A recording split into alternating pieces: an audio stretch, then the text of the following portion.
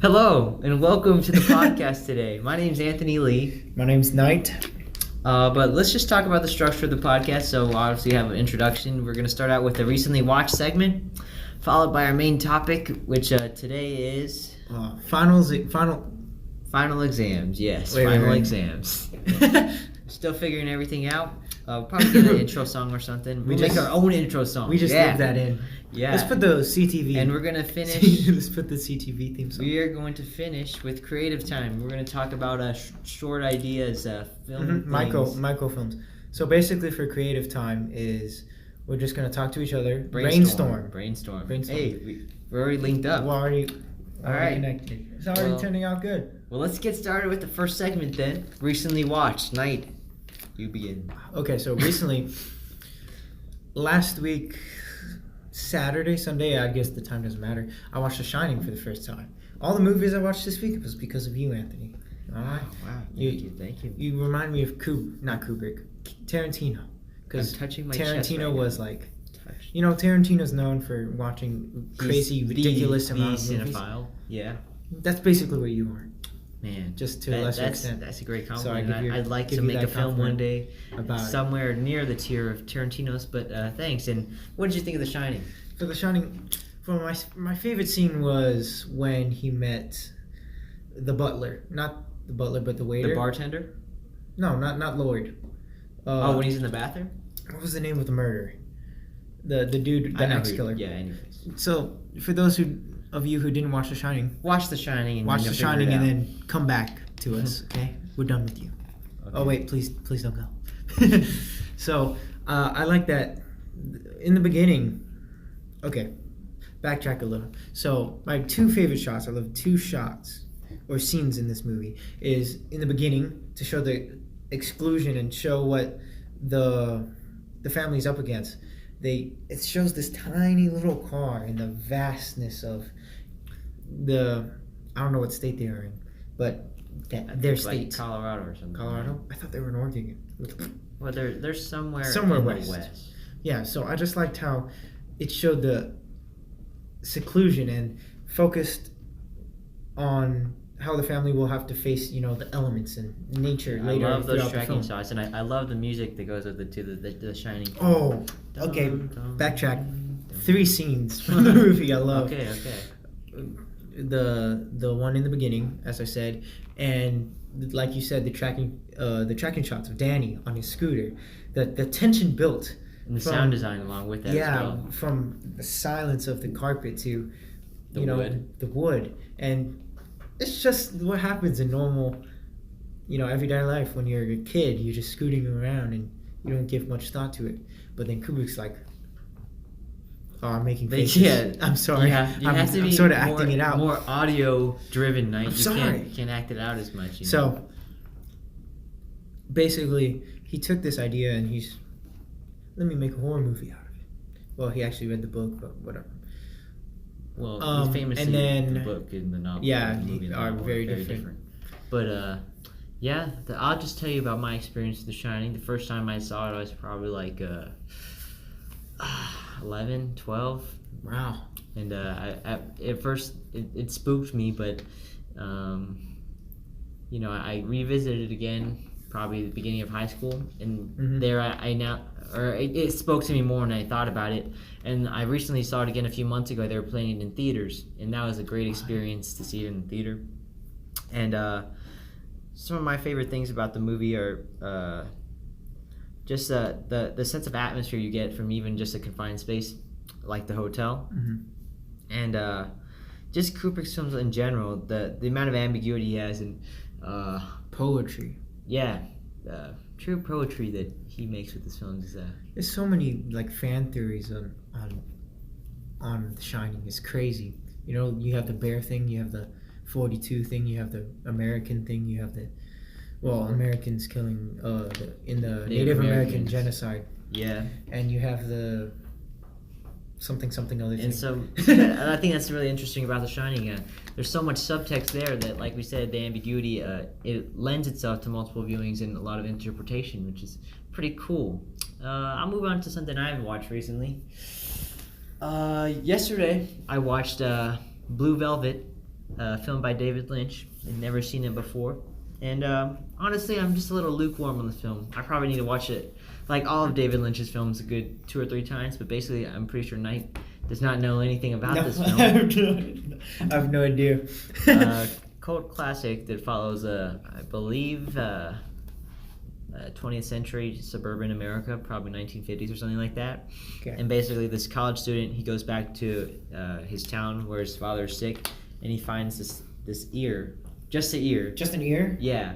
And and so was it his dad? Did his no, dad no, no, just no. get It's just a random ear, and it basically turns into like he starts investigating and all that. Mm-hmm. And really, the movie's just dealing with I think you've talked about this ape push, but like the Gilded Age and how. Oh yeah, we're about to hit that up. Well, basically, the idea of the Gilded Age is that things they look better than they actually are, and that's how I guess suburban life is. You know, on the surface, everything's very Nice organized and quaint, clean, yeah. but something like that ear can really Very dirty. dig up the things and as much of the disturbing imagery and very thought-provoking ideas it had, I'm like I said, lukewarm on it. Not the same way I was about Mulholland Drive, another Lynch film, which is great. You should watch it tonight.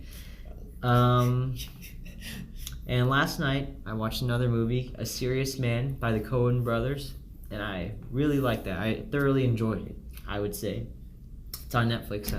I'll put it on the thing for you. But that one follows a Jewish family, again in like 1960s suburbs. Mm-hmm. But this one, I guess it speaks more to Jewish culture and all that, and their philosophy and all that. But basically, this guy is the idea of it is that sort of like if you're good into all that, the world might be good to you. But if you're bad, it'll be really bad to you, you know. And so karma. Yeah, but not in the way that you being good, you get good back. It's sort of like it's indifferent to goodness, but it reacts to bad, which is an interesting way of looking at life. Very, very cynical and all that, but at the same time, like all Coen brothers films, it's hilarious and funny, and I liked it a lot. Yesterday I watched Dunkirk, and I don't want to be mean, but pretty shallow film. Not shallow as in like there's no depth, there's no character, but it's just forgettable for me, you know? I can understand that. You know, I saw it last year, and I as much as I appreciated and admired it, like you said, it's not something I would revisit. Yeah, they tried to build tension, and the tension was there, but I saw Harry Styles in there. I was surprised. He did pretty good as an actor. I thought he would be pretty bad. But moving on to the movie, yeah, rating, Look, for our movies, we're just gonna give ratings of noises, I guess. Okay, we'll work on that. It's the first episode. You don't like that idea? So yeah, and then I saw Her. I loved Her. Me too. It made me feel like Tarantino said. He said what he wants to do with the movie is take the audience member on a roller coaster of emotions. And that's what Her did for me. You know, in the beginning I was laughing, and then at the end, I didn't cry But it touched your heart. But it touched me. Yes. And I love Her as well. And I didn't rewatch it to talk about it here, but I did read some of it. And just reading the script, it's just as fun. And I think with all of Spike Jonze's movies, which you should watch more of, I think his characters are you just gonna trash on me for not watching enough movies, Anthony? I'm helping you out.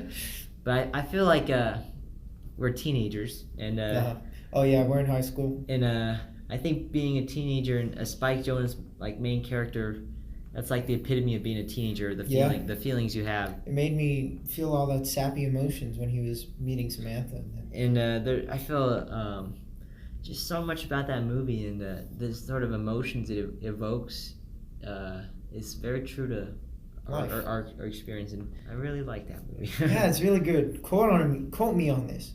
I'm not afraid. You can come attack me, the one audience member we have in our comments so far. Her is better than The Shining. In my opinion. Like that That is a hot take. That's a heavy statement. And I am tempted to follow. to debate me on that? No, to agree with you. Oh, real? I've watched. What else did I watch? Because like, even though Kubrick's movies are, very technical and very, like, he hides so many things and is very precise.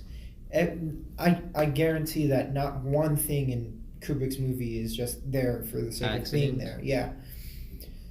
So probably her is not as, because the background's always faded, but that's because the story's focused on the characters, and Shining is much more, the environment, the hotel is a character in itself. The same way that The Shining creates the sort of claustrophobic atmosphere, I think that her does a really good job at subtly building this future in this world that seems like it could actually happen, at the same time not in a scary way. It's like it's like an ideal, but at the same time it still criticizes relationships and all that in the world that specifically phones and computers has now dictated, and how I like it. Almost, it comments on how like an time old thing of relationships are hard, and maybe they're not as ideal as we'd like them to be, and that computers are the next step in our evolution, and it'll be interesting to see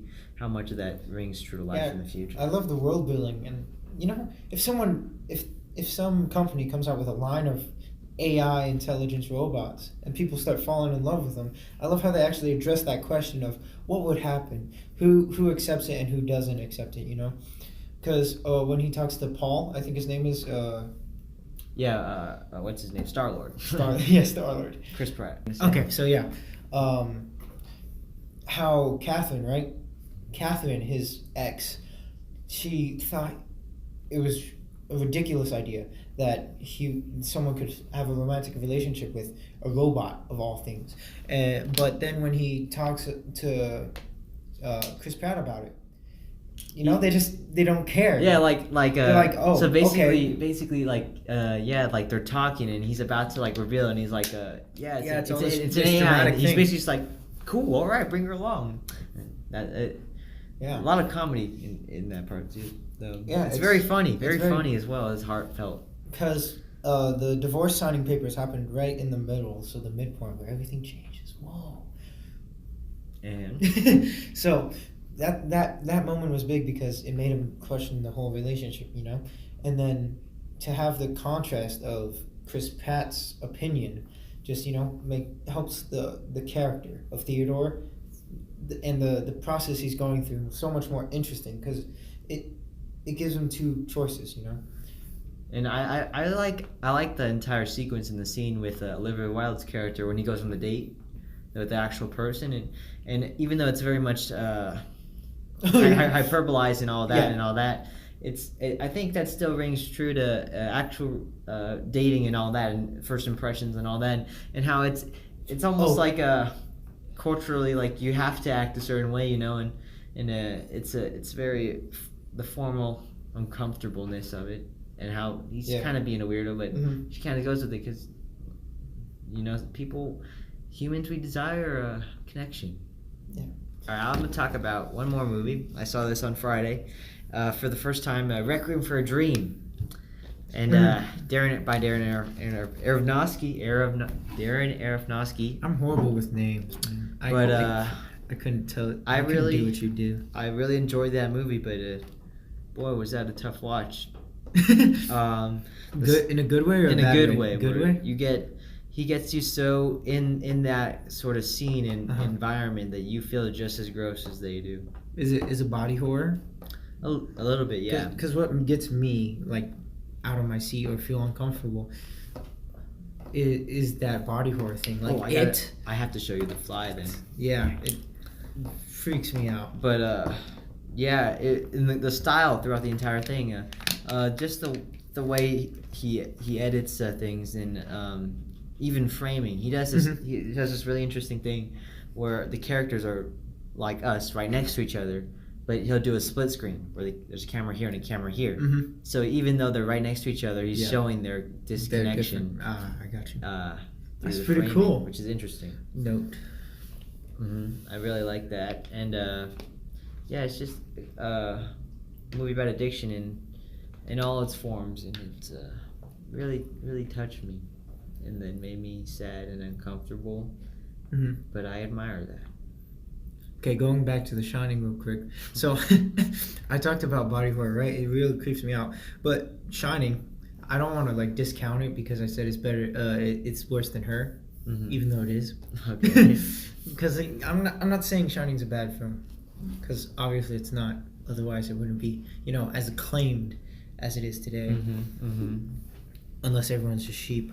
But yeah, The Shining actually, when I was thinking about it at night before I went to bed, it actually made me feel weird behind my back. That tingling feeling in my spine. And I'm like, nothing scary about the movie. It's just it's making me feel weird. That's the thing, especially with our age, like teenager or whatever. We try they got to go see scary movies or whatever to see scary, but nothing's really scary, you know. But I think the real testament to a movie is when it lingers with you, Yeah, and The Shining lingers with you in a way that a lot of movies wish they would, Yeah. And I think it's the definition of something that's iconic. Yeah. And there's a lot of iconic imagery, and I really like that. But speaking of tingling things down your spine that are scary, final exams. Yes, final exams, our next segment. So our finals are this week, starting on Tuesday. And what do you have up first, Knight? First, what bugs me about final exams is that the schedule is so stupid. Why couldn't it be 1 and 2 and then 3 and 4 and then 5 and 6 and 7 and 8? Oh yeah, we're in the A-B type of school. So we have 8 periods throughout the day. But they do it in such a stupid way that is so confusing. Like, you have to do 1, 3 and then it's, what is it, like 5, 7? Yeah, but it's not like it's really a jump, because the way it does, we do all the odd periods on one day and all the evens on another day. Okay, so, why you gotta do me like that? Why you gotta discount my Stop being emo. I have, but to answer your question anyway, I have math and English on Tuesday. English, AP Lang, not that hard for me. Who do you have? I love Miss Brown. I had Miss Brown. I like Miss Brown. Yeah, Miss Brown's awesome, but I love English classes. I wish they were harder because everyone discounts English. I know. Everyone's like, it's English. No one needs to care. Well, we also go to a math and science, or we're in the math and science program. It's a focus. But like, I really want to really get into English now, since I'm getting more into film. Storytelling. In AP Lit, I like AP Lit so much more than AP Lang, because especially the narrative stuff we talk about in there. And the book we had to actually use in assignments, How to Read Literature Like a Professor, talks a lot about just story and genre tropes, and not just tropes in that sense, but the subtext and the meaning behind things, and how it's just really interesting in incorporating that and stuff. And writing arguments, it's whatever. Sometimes you're really on it, and sometimes you're like, whatever. 45 minutes can not go by any faster. I feel like the argumentative writing does it really help you make an argument?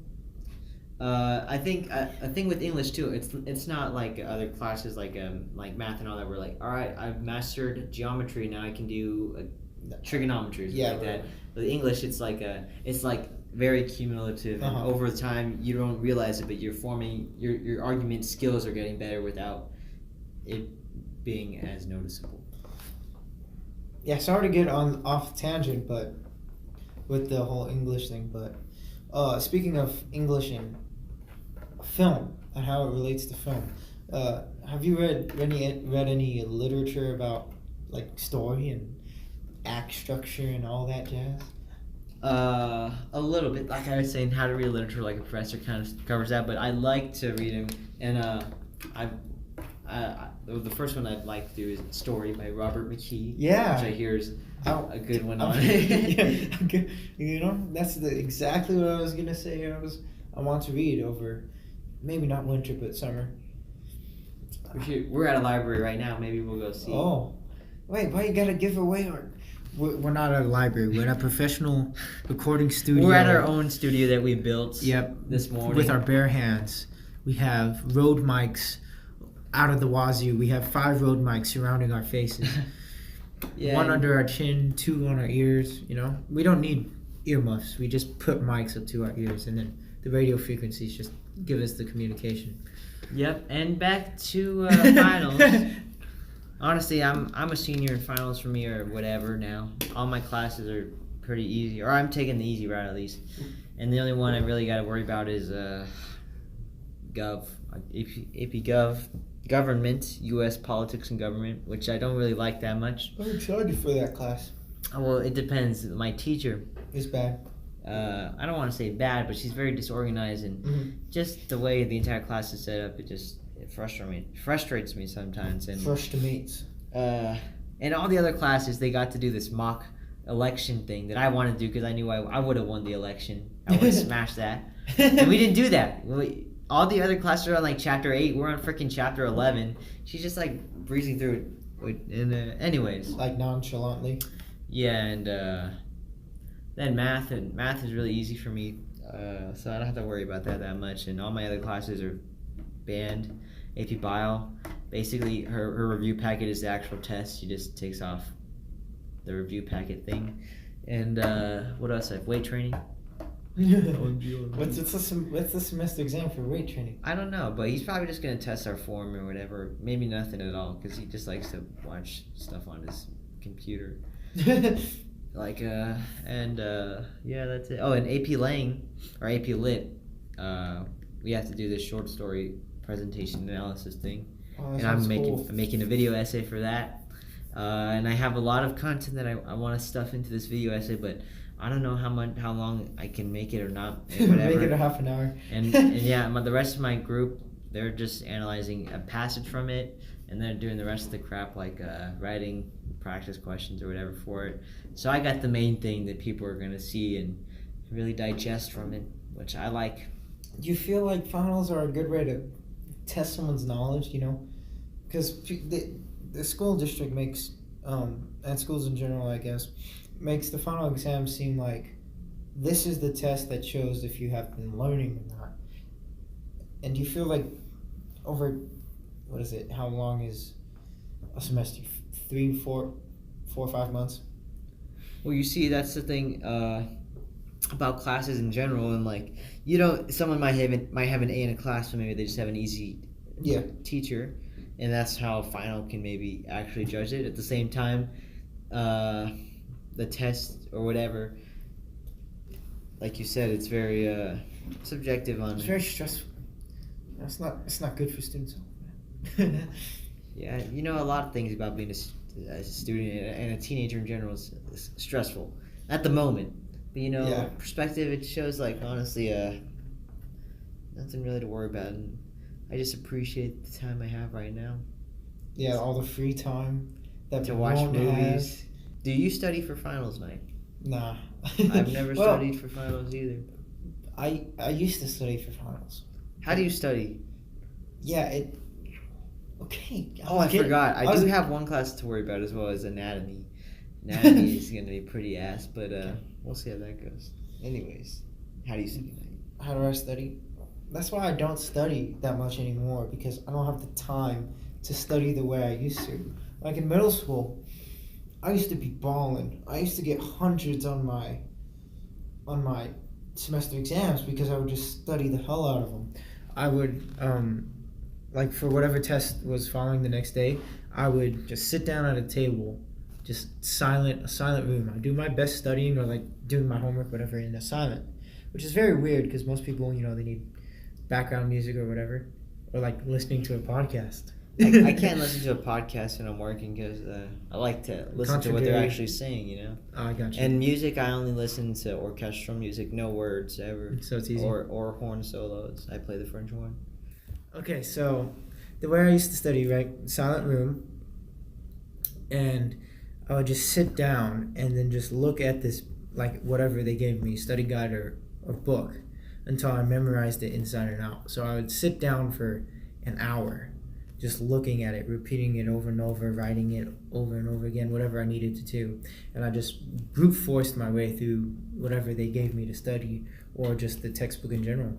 And that's how I studied, and it took so long. I would be sitting there for 8 hours until I knew the content by heart. And now I just watch Crash Course and call it a day. I've never really studied like that. I just I do review a little bit. I do the reviews work whatever we have, but I've never actually sat down at home and studied, which maybe is not that good. Maybe I should. It'll help me for college, but I don't really care. But yeah, that's what I don't like about school, because it doesn't really show how smart people are. You know, grades and final, like tests in general. Mm-hmm. Because you can just do what I did and brute force it. Yeah. Until you get 100% and get a good grade.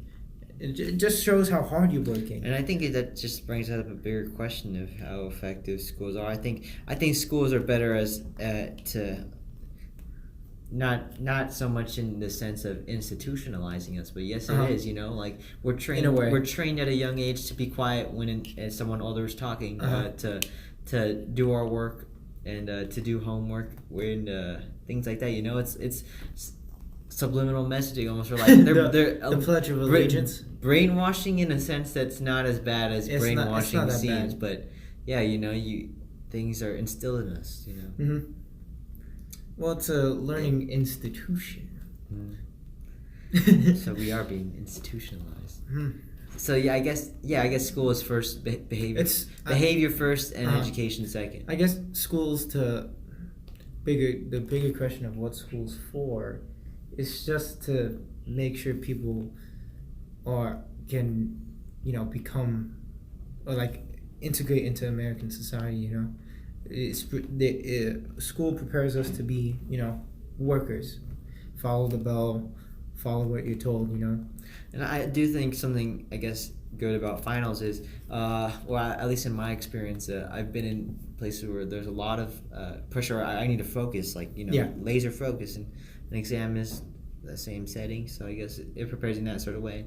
And a lot of people say how math or whatever, or some certain class, they're not going to ever use this in life. Yeah. The thing is that I feel like it's not about the actual content. Sometimes it's just the actual ability and the skill to problem solve, or to learn something is a useful way where you can emulate that in a different field. School teaching you learning how to learn, basically. Yeah, that's right. Wow. We gotta get a soundboard. just have a whole baseball field clapping when we say something good. Yeah, that'd be cool. So speaking of learning how to learn, we'll move on to creative time, where we're gonna learn how to just brainstorm together and think of this stuff. We're just gonna take this ball and run with it. So do you have any ideas you're gonna? Well, I'll tell you. Because I have a good one that I'm sitting on. Oh, well, I guess for a microfilm thing, this scenario at least. If you don't know, microfilms, 2 to 3 minute, maybe even 5 minute film. It's like a short film, basically. But a shorter. A midget film. Oh, you're gonna get us flagged on our first podcast. Okay. So at least this one scenario that I've thought of is I guess a little thriller comedy thing, but basically imagine there's two characters, and this one guy, he comes in right now, he's like, oh, hey, Knight, how you been? And he's like that, and he's like, yeah, I was walking through the library right now, and I ran into this guy. Let's say his name is Bob Chessboard. Bob Chessboard. And Bob Chessboard, he says he knows you. Yeah. And I just had a really good conversation with him. Then we cut to you, and you're like, Bob Chessboard's been dead for 3 years. Oh, damn. And I'm like, are you sure? Because I literally just had a great conversation with him. I invited him over and all that, and then you tell the story of, yes, he was sick or something, or maybe he had cancer, and maybe he got in a car crash, or a meteor just fell on him. Okay, he's dead. Like your name. Just And as we're talking about that, knock, knock, knock. He's in the window. Yeah, and he's like, "Oh yeah, I invited him right now," and ooh, how awkward. And so we open it, and basically the scenario is just. Are you gonna make like so much tension to opening the door?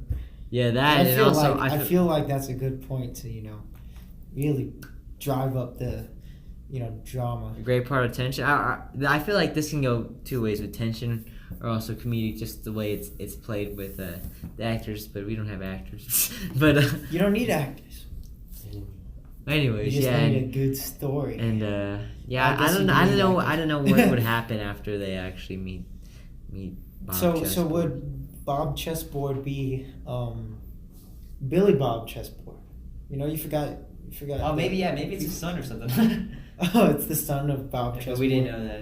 It's Billy Bob Chessboard. But I guess that would be anticlimactic. I don't know. You can do something where they see. So would it be like a mystery or? I don't know. See, it's just a scenario, and I don't know what would happen after. What would you do? Would it be it's like a supernatural thing? Like, what was the character that saw Bob Chessboard? Billy Bob Chessboard? Me. You? Anthony and Knight. Say Anthony and Knight are in this situation. Okay, so me and you. We'll just use us as characters. So me, Knight, is the one who said, "Oh, Billy Bob Chessboard's dead. He's been dead for 30 years, whatever." Yes. And you're like, "No, I just saw him." Yeah. What do you mean? So, where did this take place? I can only imagine it being in a library because we're in a library right now. I mean, we're not in a library. Professional recording studio. It can take place anywhere, at someone's house or anywhere, a coffee shop. It has to be some big place, Why? Somewhere grand. Because, like a hospital or a school or somewhere with a history, because then you can sell the idea of a ghost. Maybe he's a ghost. Or maybe he didn't die. Maybe he faked his death. You got to leave random strands, So you leave the audience guessing. Like, who's behind this door? Is it a ghost? Are they about to die? Sorry. Yeah, but relax. I have a great idea that I just had. That's why I clapped really loud. Uh-huh. So what if? See, if we had a soundboard, you wouldn't need a cap. You just go. What if I? You can tell this somehow. You can tell it through newspaper clippings. Like maybe you, Anthony, is trying to figure out this mystery because I said he's been dead. What do you mean? So you go research, and then you find out that I killed Billy Bob. That's good, actually. Or and then you're figuring out, he's not dead, so he's coming back to get his revenge. Maybe and during my investigation or whatever, and I asked people who were affiliated, and I don't know, he's disappeared. We don't know what's happened. And you're the only one that actually says he's dead. And I'm like, why? How do you know that he's dead? How many months? Like 3 months. Let's make it a short time. So, it could be he's still alive, he's still out there. It's a fresh thing, Yeah. Or, wait, no, but then ghost supernatural stories usually tend to be better if the older they are, That's what I would say. So, maybe not new. Never mind. Detract that. We have a whiteboard right here too at our professional studio, but we don't have a marker because someone rejected the offer. And, I didn't know we could have used the marker, man. What do you mean? Why would you offer us a marker? Because there's a whiteboard so you can draw. Okay, whatever. Back to Billy Bob Chessboard. Yeah. So maybe you can even check in on Billy Bob Chessboard. Maybe what. I'm getting too crazy with this. Yeah, it's turning into, instead of a microfilm, a real film, right? I'm getting too crazy with all my ideas because I'm about to flip the story on its head. Let me flip the table real quick. See, if we had a flip the table sound effect, you could just press that. Flip the table sound effect. Okay. That's how the table sounds when you flip it. Okay. So, what if you, Anthony... Nah, this isn't going to make any sense. Sorry.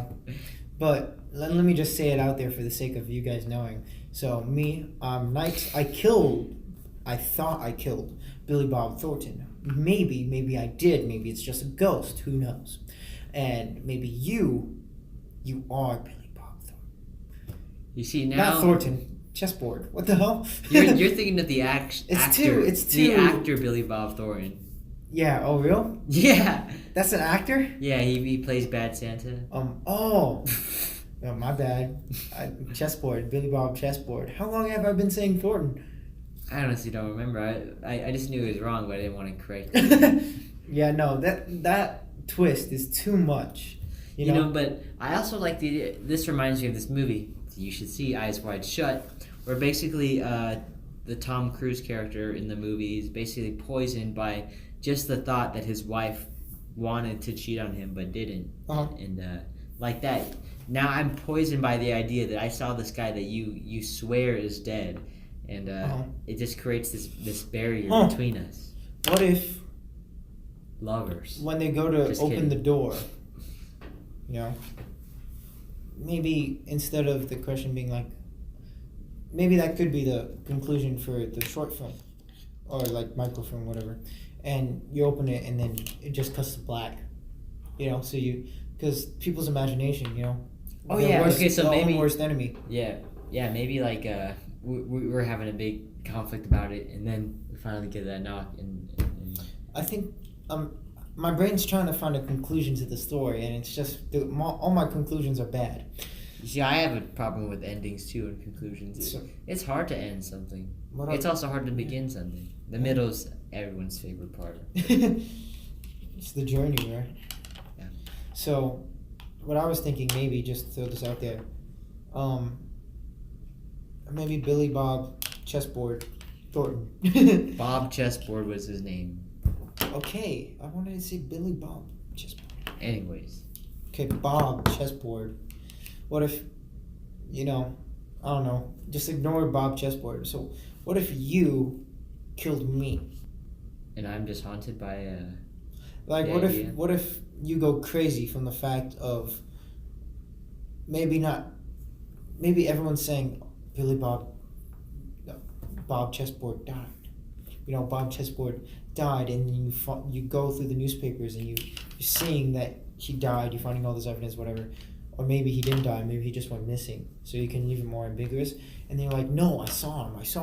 I'm going crazy. And then you say, like I say, no, he's dead. I say to you, no, he's dead. I put my hand on your shoulder. And then you just lose it, You're just like, no, I saw him. And then, you just kill him. You just kill me out of, just and then insanity. your name... I don't know. What? And then you open my jacket, you see my name tag, Bob Chessboard. Oh, finally Jeff actually posted a schedule. Anyways. Yeah, I could have used that last week. Yeah, me too. Anyways, sorry. I wouldn't have lost. They don't know what we're talking about. Maybe that's for another day. We're come back next week and we'll tell you maybe what we're talking about. Anyways, tell us your idea, Nick. Wait, we're not done with this Bob Chessboard. Oh, I thought you were. Sorry. Well, yeah. Honestly, I feel like the best way to conclude that story the only is way we ambiguous end of you reach for the door. All the tension has been building up to that moment, right? And then you open it and it's black. Maybe you open the door and the door is just black. Turns out you're in space. Hey, yeah, we'll just... Yeah, and then just cut to black. I feel cut to black would be maybe fade to white. Fade to white? Fade to white, Ambiguous. The ambiguous ending. Nah, but, you need that.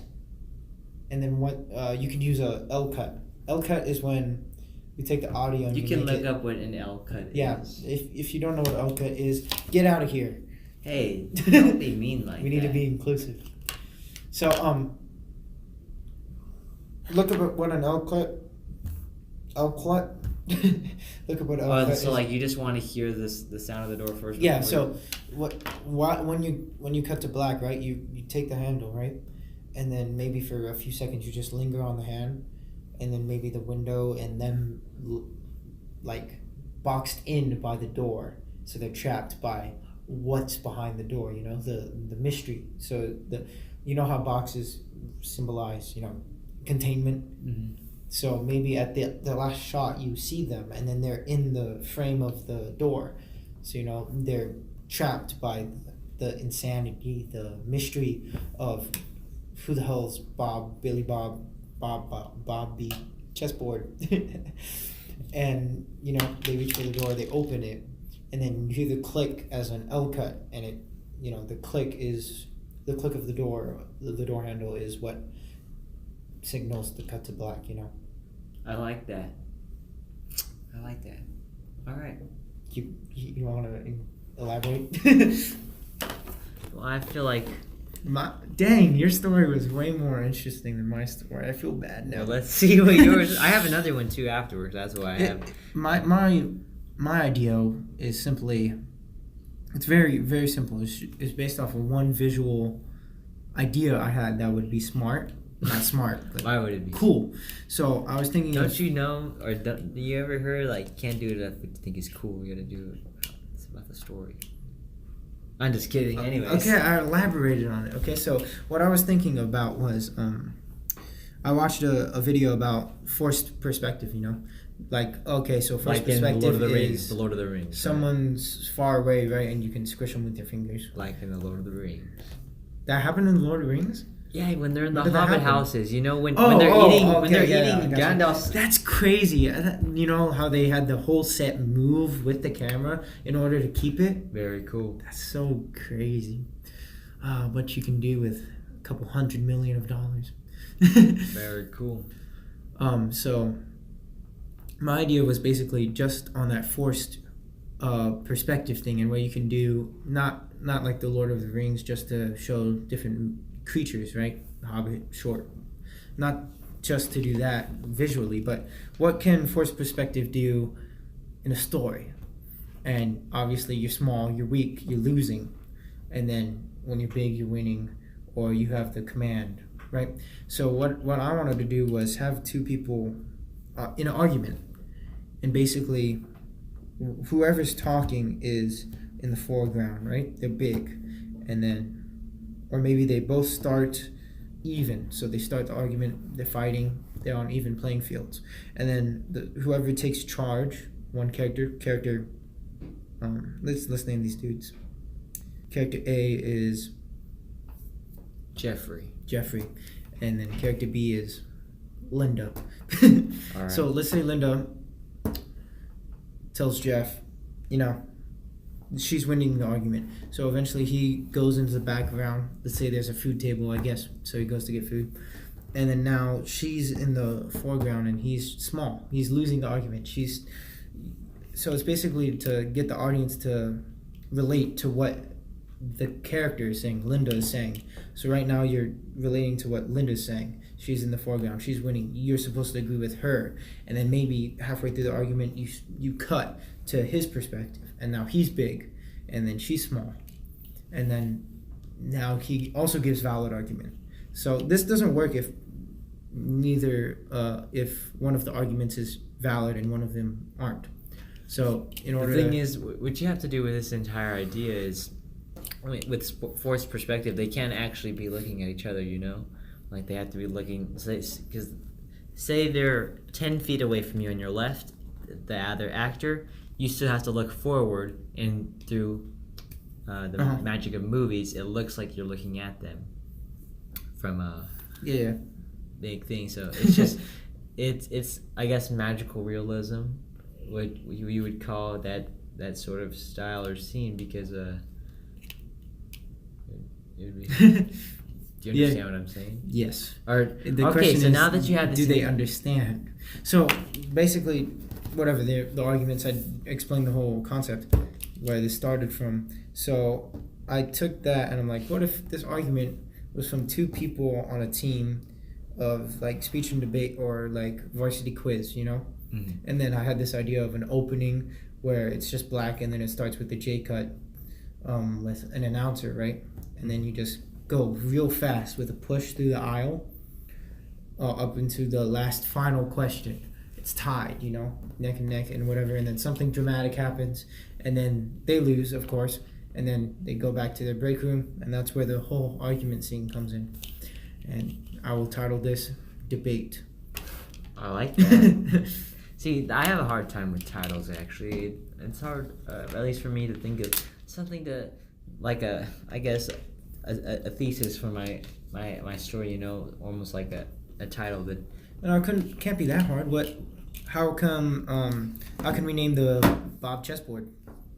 What can we name it? I guess you could just name it that guy, whoever the that guy's Bob chessboard. That guy's name.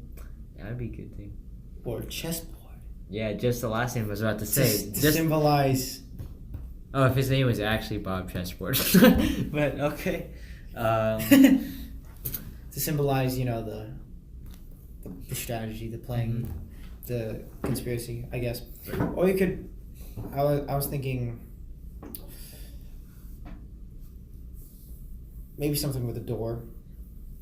Maybe call it the door or something. The door.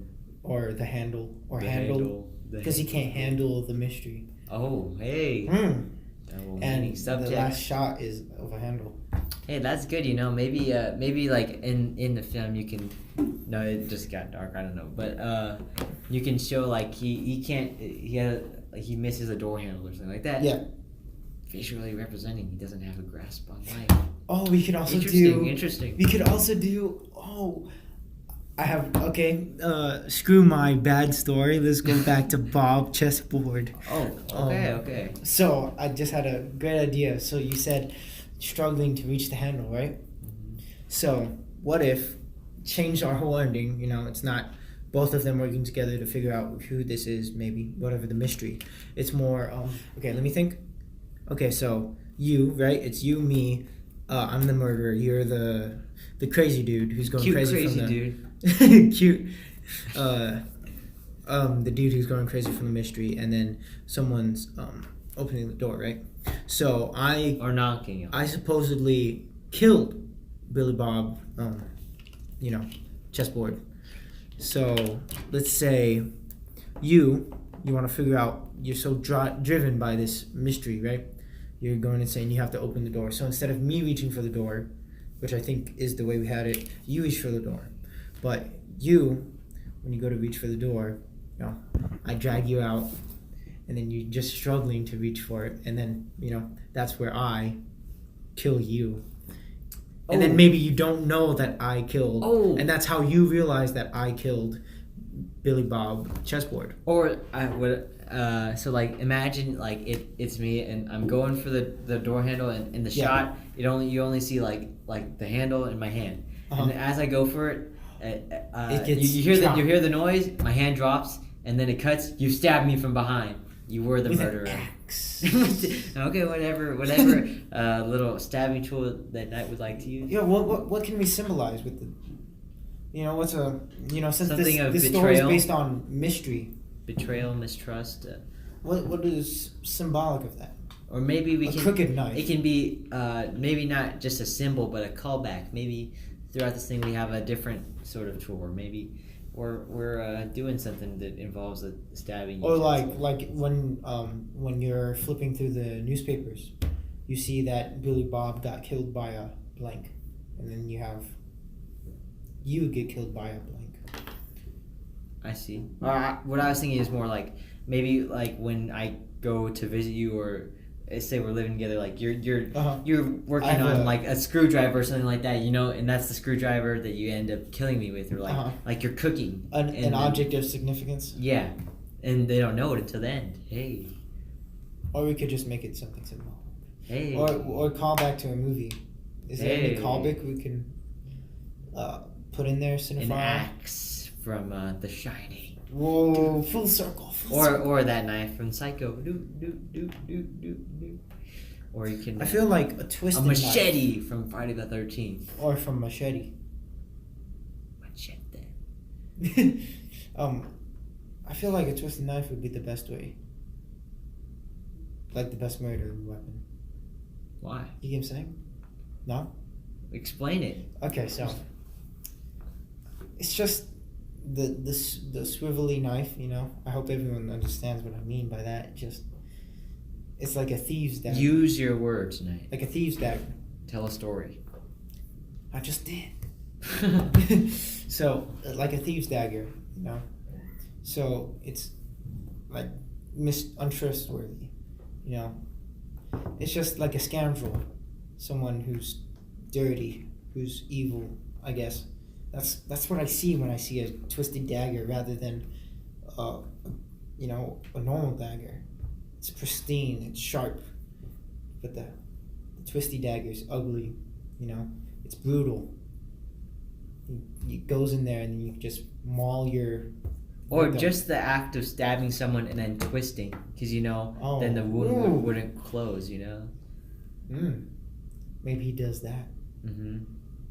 And I just thought about this right now. If this actually becomes a thing, if people I love this. Listen to this. What if they make a movie? No, what if they just take our ideas and then they make it and we're like, but we just talked about it in our podcast. No, we need a. We're cutting all of this. We're making bad stories on this podcast from now on. Okay. No, but what were you gonna say? What's wrong with that? As long as they could we claim it as ours? I guess if that ever happens, we'll. Yeah, well, I don't care at this point. If someone takes our idea and then makes a movie out of it, we had a good idea. I'd be happy. If this idea becomes a blockbuster movie and someone else takes the credit, I'm like.